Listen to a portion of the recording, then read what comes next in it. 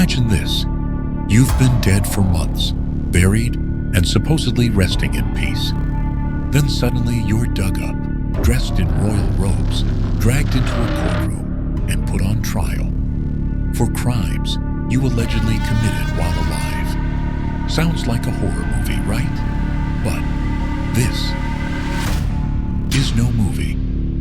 Welcome to one of history's most insane and downright disturbing events. The Cadaver Synod, the trial of a dead pope.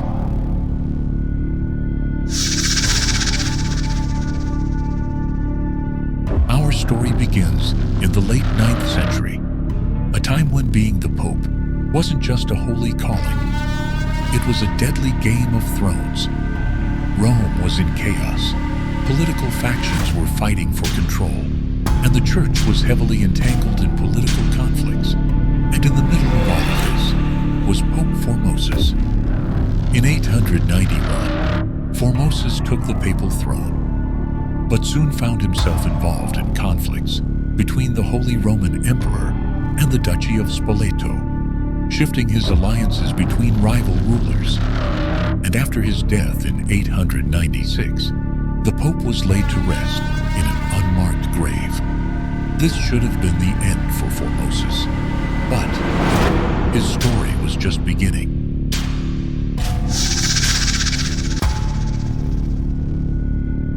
Formosus' successor, a man named Stephen VI, rose to power in 897. Pope Stephen, who was closely aligned with the powerful Spoleto family, a faction hostile to Formosus, had a personal vendetta against his predecessor.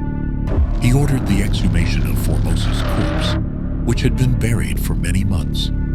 The body, now severely decayed, was dressed in full papal regalia and propped up on a throne in the Lateran Basilica, where his trial would soon begin.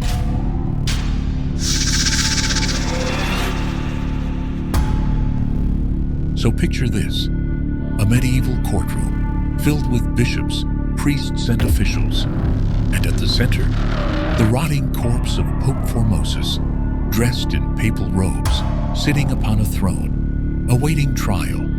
The charges included violating canon law, perjury, and breaking his oath of loyalty to the Holy Roman Emperor. Strangely, the corpse of Formosus was questioned extensively. To no one's surprise, the former pope didn't have much to say, and so a deacon was assigned to speak on behalf of the dead pope during this very unusual trial. Unsurprisingly, Formosus was found guilty. His papacy was declared null and void, his acts were annulled, and 3 of his fingers, the ones used for blessings, were cut off. Pope Stephen wanted to make a statement, so he had Formosus' body dragged through the streets before being cast into the Tiber River like medieval garbage.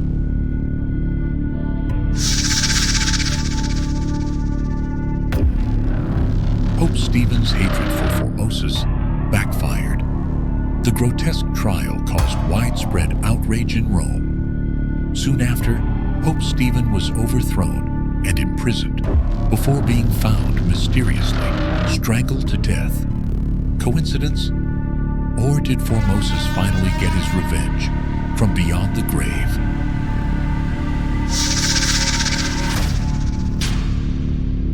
After Stephen's dramatic downfall, the church realized that digging up a dead pope and putting him on trial isn't a great look for the church. The next pope, John IX, condemned the Cadaver Synod, declared Formosus innocent, and banned posthumous trials. The event symbolized the extreme political instability of the papacy during this time. It also set a dangerous precedent, where popes invalidated the acts of their predecessors, worsening divisions within the church. The Cadaver Synod remains one of history's most bizarre trials, a reminder that politics, power, and revenge can go way too far.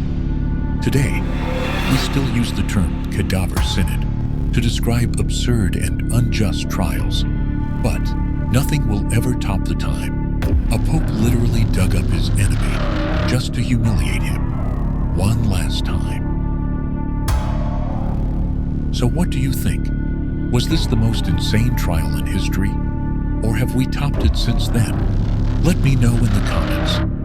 And if you love crazy history stories, don't forget to like, subscribe, and hit that bell icon for more bizarre true stories from the past.